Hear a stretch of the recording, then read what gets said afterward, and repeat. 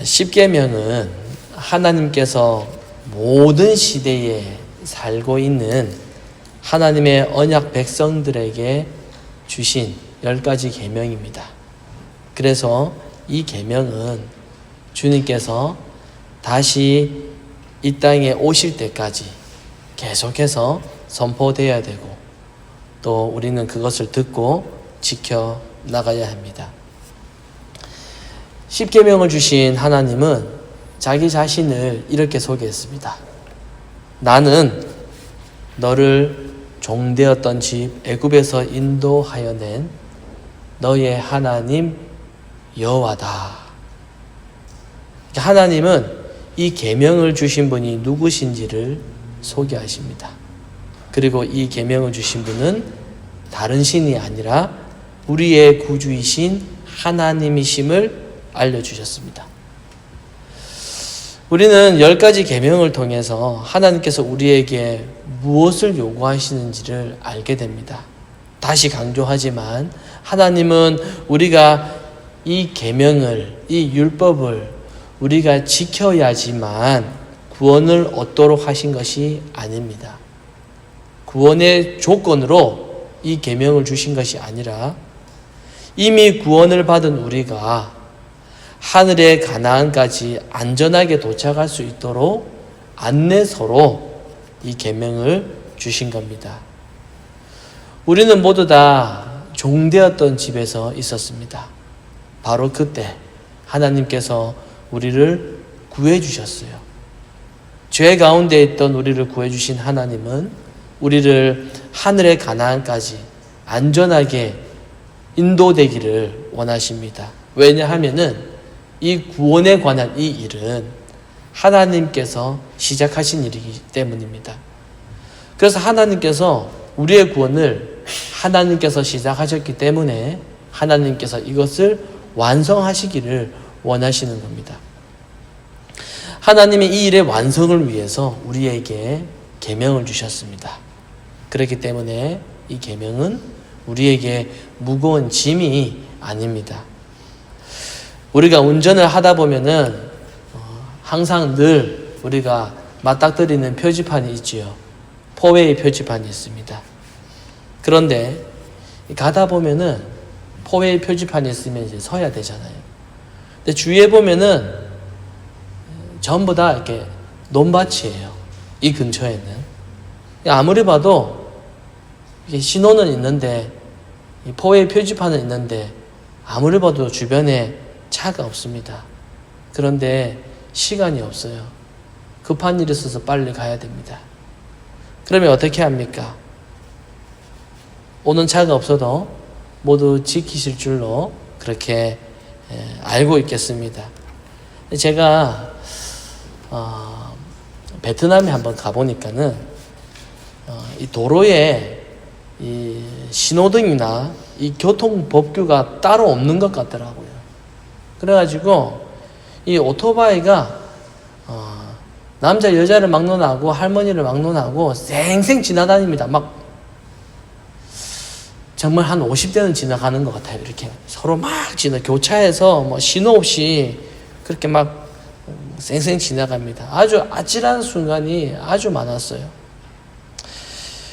여러분, 교통법규가 없으면은 사람이 변할 것 같지만은 실제로는 사고와 혼란이 끊이지가 않습니다. 신호등은 우리를 억압하기 위해서 존재하는 것이 아니라 우리를 안전하게 목적지까지 잘 가도록 돕는 그런 길잡이가 되지요. 이 교통법규를 지키면 지킬수록 우리에게는 안전합니다. 아이가 손에 물을 묻힌 상태로 전기 콘센트를 만지려고 할 때 부모는 가만히 내버려 둡니까? 그렇지 않죠.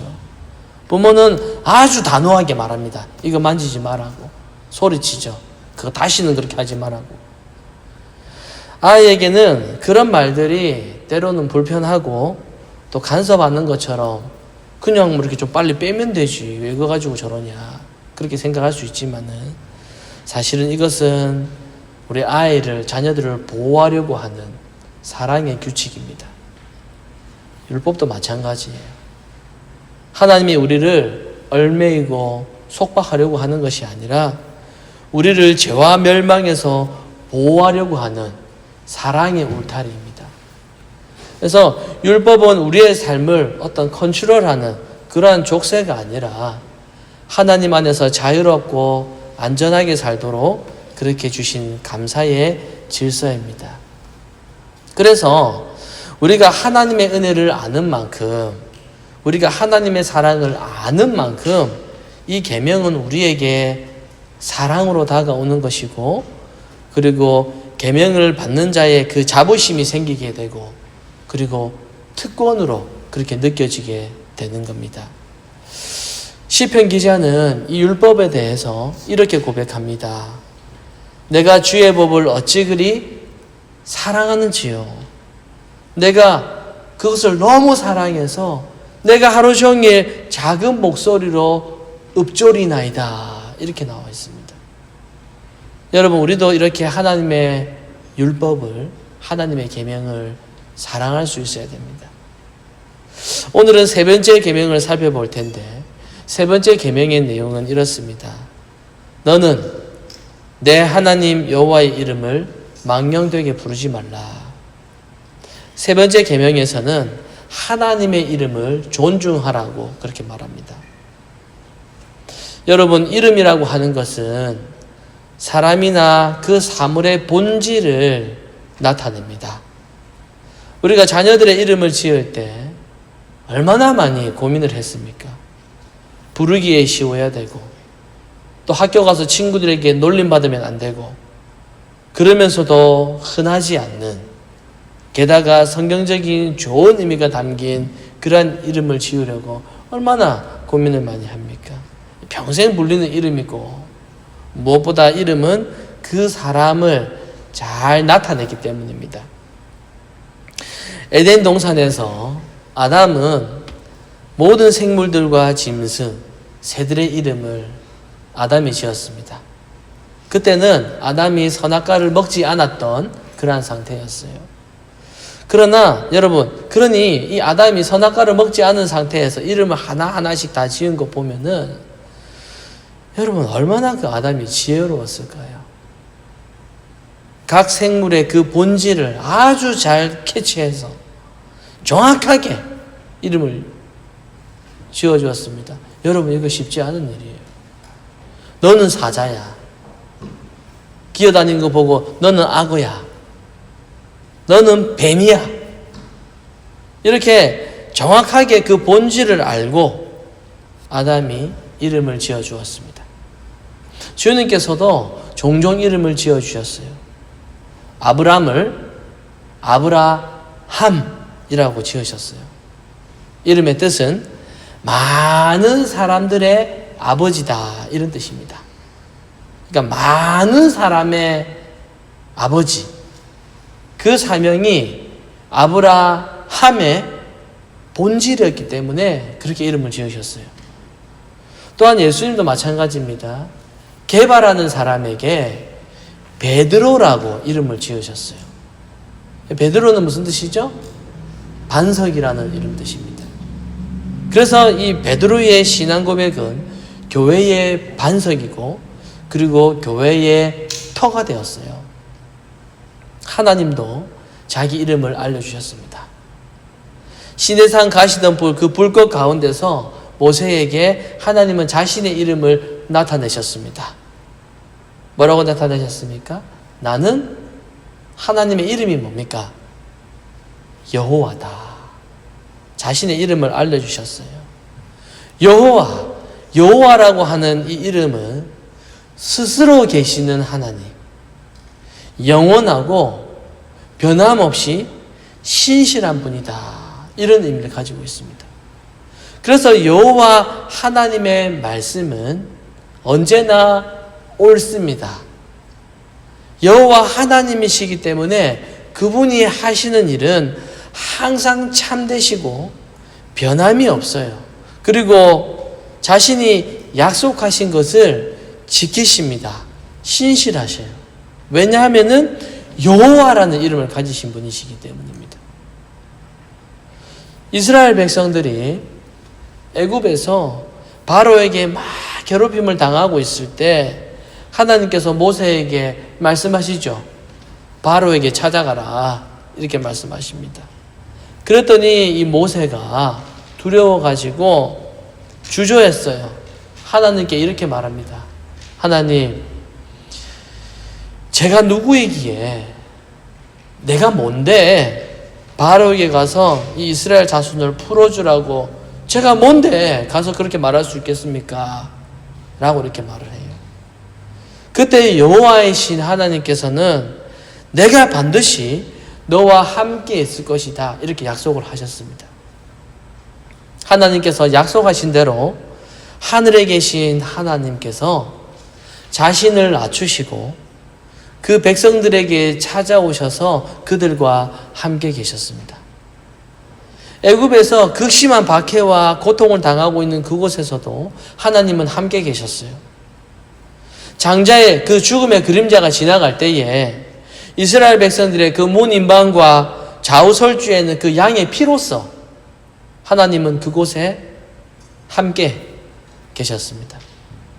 홍해가 갈라질 때에도, 바다를 땅처럼 그렇게 건너갈 때에도 하나님은 그들과 함께 계셨습니다. 바로의 군대가 이스라엘 백성들을 막 추적해 올 때 그 거대한 바다는 뒤따라오는 모든 군대를 단번에 덮어버렸습니다. 그 순간 그 모습을 바로 앞에서 목격했던 이스라엘 백성들이 여러분 무슨 생각을 했겠어요? 함께 하신다, 함께 하신다라고 약속하신 그 여호와의 하나님의 이름에 대해서 이 백성들이 확신을 가지게 되었겠죠. 아, 함께 하시는구나. 사실 하나님은 이미 오래전부터 이 약속을 지키셨어요. 아브라함과 이삭과 야곱에게 하셨던 그 약속을 하나님은 지키시면서 자신의 이름을 나타내셨습니다. 그래서 이제 하나님은 그의 백성들에게 자신의 이름을 망령되게 부르지 말라라고 그렇게 말씀하십니다. 레위기서 24장에 보면은 하나님의 이름을 모욕하면은 어떻게 되는지 잘 나타나 있습니다. 이렇게 나와 있어요. 여호와의 이름을 모독하면은 그를 반드시 죽일지니 온 회중이 돌로 그를 칠지어다, 이렇게 나와 있어요. 이 정도로 강하게 하나님은 자신의 이름을 망령되게 부르지 말라라고 그렇게 요구하셨습니다. 그리고 만약에 그 이름을 망령되게 부르는 자는 죄 없다 하지 아니하리라 라고 하셨습니다. 이게 하나님의 아주 엄중한 경고입니다. 여러분, 성경에서 지금 죄 없다 하지 않겠다라고 하는 이 표현은요, 성령을 모독하는 죄를 범했을 때 사용했단 말입니다. 그러니까 성령을 모독하는 죄가 마태복음 12장에 나오는데요, 예수님께서 이런 일이 있으셨어요. 어떤 사람이 귀신이 들려가지고 앞을 보지 못하고 또 말을 하지 못하는 그 사람을 예수님께서 직접 고쳐주셨습니다. 그런데 이것을 지켜봤던 그 옆에 있던 바리새인들이 예수님을 향해서 뭐라고 말을 하냐면은, 예수님이 이렇게 고쳐준 것은 자기가 고쳐준 것이 아니라 귀신의 힘을 얻었기 때문에 귀신을 쫓아낼 수 있었다라고 하면서 그 기적은 예수님이 한 것이 아니라 귀신이 한 일이다 라고 그렇게 이야기를 했어요. 바로 그때 예수님은 그들에게 이렇게 경고했습니다. 누구든지 말을 가지고 인자를, 나를 거역하면은 사하심을 얻겠지만, 누구든지 그 말로 성령을 거역하면은 이 세상과 또 그리고 앞으로 오는 세상에서도 용서함을 받지 못할 것이다. 성령을 거역하면 용서를 받지 못할 것이다 라고 그렇게 경고하셨어요. 예수님은 그들의 의도를 아셨어요. 그들이 의도적으로 하나님의 이름을 모독하려고 했던 그 악한 마음을 예수님은 다 아셨습니다. 그래서 성령을 거역하면은 내가 용서하지 않겠다. 용서함을 받지 못할 것이다. 라고 그렇게 말씀하신 겁니다. 자, 그런데 성령을 거역하면은 죄 사함을 받지 못한다. 성령을 거역하면 용서를 받지 못한다. 이 말은 구체적으로 무슨 뜻일까요? 자, 여러분, 우리 속에 성령님이 계십니다. 우리 속에 성령님이 계시기 때문에 우리 몸은 성령이 거하는 전, 그러니까 성전이 되는 겁니다. 이 예배당을 성전이라고 부르시면 안 됩니다. 우리가 성전입니다. 왜? 우리 안에 성령이 거하시기 때문입니다. 자, 그러면은 우리 속에 이 성령이 우리 속에 계시는데 우리가 성령을 거역하게 되면은 주님께서 우리 안에 있는 이 성전을 파괴하신다라는 뜻일까요? 주님은 분명히 뭐라고 말씀하셨습니까? 너희가 성령을 거역하면은 용서하지 않겠다라고 그렇게 말씀을 하셨는데 우리는 성령을 거역할 때가 너무나도 많거든요. 성령을 거역하면은 죄 사함을 얻지 못한다. 성령을 거역하면 용서를 받지 못한다. 이 말이 무슨 뜻일까요? 우리는 항상 성령을 거역하면서 그렇게 살고 있잖아요. 이것은 구원 계시의 관점에서 봐야 되는데 이걸 좀 쉽게 말하면 이렇습니다. 구약에 나타난 하나님의 계시는 앞으로 오실 예수님에 대해서 말씀하신 거예요. 그리고 신약에서 이 하나님의 계시는 그 예수 그리스도께서 직접 오셔서 십자가에 죽으시고 부활하시고 승천하신 것으로 그렇게 나타났습니다. 그런데 신약에 나타난 이 하나님의 계시는 주님께서 이렇게 승천하신 것으로 끝나지 않았습니다. 마지막으로 남아있는 하나님의 계시가 하나 더 남아있었는데 그게 바로 오순절에 성령의 교회의 성령을 보내주신 일입니다. 그러니까 성령은 그리스도께서 승천하실 때 하나님께서 교회에 주신 선물이에요. 그래서 예수님은 마지막 밤에 제자들에게 말씀하셨어요. 자신이 이제 하늘로 승천하게 되면은 성령을 보내실 것인데 그 성령이 너희를 진리 가운데로 인도하실 것이다 라고 그렇게 말씀하셨습니다. 이렇게 성령은 주님께서 주시는 마지막 선물이자 하나님의 구원 계시의 마지막 계시가 되는 것입니다. 좀 더 쉽게 정리하면 이렇습니다. 자, 하나님께서 자기 자신을 나타내셨잖아요. 드러내셨잖아요. 자, 구약 시대에는 하나님께서 천사를 통해서 그 백성들에게 자신을 나타내셨습니다. 그리고 신약 시대에는 예수 그리스도를 통해서 자기 자신을 나타내셨습니다. 그리고 마지막으로 하나님은 오순절에 성령으로 자기 자신을 나타내셨습니다. 이렇게 하나님은 자신을 전적으로 확실하게 완전하게 그렇게 나타내셨습니다. 그래서 더 이상 하나님은 우리에게 자신을 또 나타내실 필요가 없습니다. 구원 계시에 대해서 이미 우리가 다 받았어요. 그런데 이렇게 이미 하나님으로부터 우리가 다 받은 우리가 무엇을 또 우리가 기대할 수가 있겠습니까? 하나님은 우리에게 모든 것을 이미 주셨습니다. 성령님은 하나님께서 우리에게 구원을 위해서 주신 마지막 선물입니다. 그래서 이 성령을 거스르는 것, 성령을 거부하는 것, 성령을 모욕하는 죄는 그래서 더 이상 용서함을 받을 수가 없게 되는 겁니다. 다른 말로 예수님을 거역하면은 예수님 이렇게 말씀하셔요. 말을 가지고 예수님을 거역하면은 용서함을 받을 수 있다 이렇게 말씀하셨잖아요. 자, 예수님 당시에 어떤 사람이 예수님께 말로 범죄했다 하더라도 그때는 변명의 여지가 있었습니다. 왜냐하면은 그 당시에는 아직까지 예수님이 누구신지 그 예수님의 영광이 그때는 가려져 있었기 때문입니다. 완전히 예수님에 대해서 드러나지 않았어요.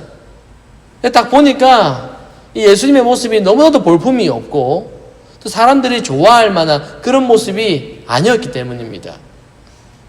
그래서 오순절에 성령이 오시기 전까지만 해도 사람들은 예수님을 말로써 굉장히 많이 거역했습니다. 예수님을 잘 몰라서 그랬어요. 그래서 예수님은 십자가에 달리셨을 때 그들을 향해서 이렇게 기도를 하셨습니다. 아버지여, 저들을 용서하옵소서. 말로써 거역하고 있는 저들을 용서하옵소서. 저들은 자기가 하는 일을 알지 못합니다. 그때는 많은 사람들이 예수님을 알지 못했습니다. 그러나 오순절에는 성령께서 우리를 진리로 인도하시기 위해서 오셨습니다. 성령께서 죄에 대해서 그리고 의에 대해서 심판에 대해서 세상을 책망하기 위해서 오셨습니다. 그래서 이제는 더 이상 변명할 여지가 없는 겁니다. 여러분, 지금은 성령께서 이미 오신 상태입니다. 그런데 오늘날 우리의 삶을 한번 돌아보면 우리의 삶의 모습을 보면 어떻습니까? 우리는 여전히 성령의 인도하심을 거부하기도 하고 그리고 성령께서 싫어하시는 죄를 범하기도 해요. 예수님은 성령을 거스르는 죄를 용서받지 못한다라고 하셨는데 우리는 여전히 성령이 미워하시는 일을 하고 있고 성령님을 근심하게 하는 행동을 우리는 여전히 하고 있어요. 한 주간에 우리의 삶을 한번 돌아보십시오.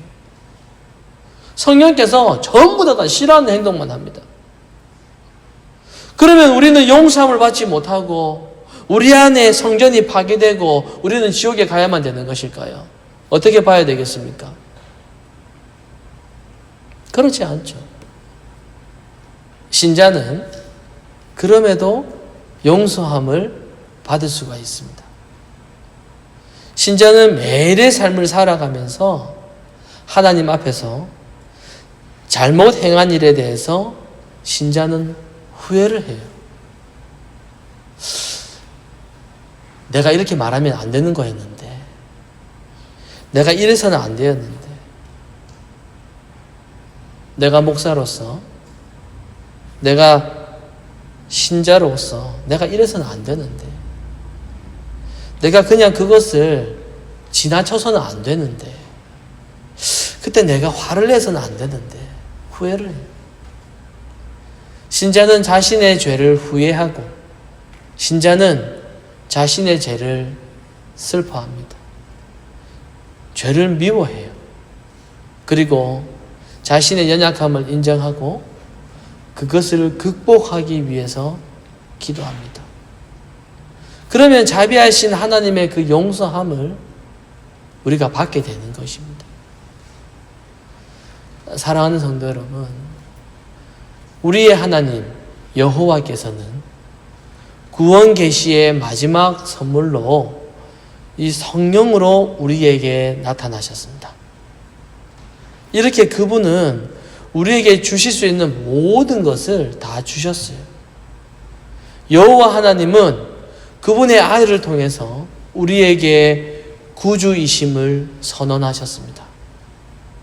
그렇게 자신을 나타내신 그분이 우리에게 자신의 이름을 말씀하십니다. 나는 너를 종되었던 집에서 이끌어낸 너의 하나님 여호와다. 여호와 하나님께서 우리를 어둠의 권세, 사탄의 권세로부터 우리를 구원하셨습니다. 여호와께서 우리에게 생명을 주셨어요. 그래서 이제 우리가 하나님의 자녀가 되었습니다. 그러면 여호와께서 살려주셨고 여호와의 자녀가 된 우리가 이 땅에서 우리가 해야 하는 것이 무엇이겠습니까? 하나님께서 하신 일을 기억하고 이분은 우리의 삶 속에서 드러내는 것이 우리가 해야만 되는 일이겠죠. 우리에게 모든 것을 주신 그분을 우리가 어떻게 드러낼 수 있을까요?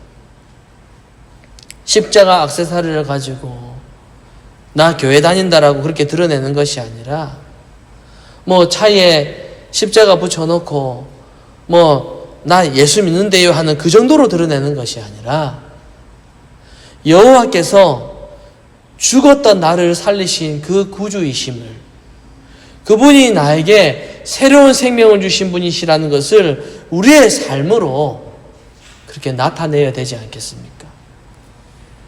여러분, 오늘 이 3계명이 우리에게 바로 이것을 요청하고 있는 것입니다. 우리가 하나님을 믿는다라고 하면서, 우리가 여호와 하나님을 믿는다라고 하면서 우리가 세상 사람들과 똑같아지면은 되겠습니까? 세상은 자신의 상태를 몰라요. 세상은 새 생명이 뭔지를 모릅니다. 하나님의 계명이라는 이 안내서 없이 세상은 자기가 계획한 대로 그렇게 살아가고 있습니다.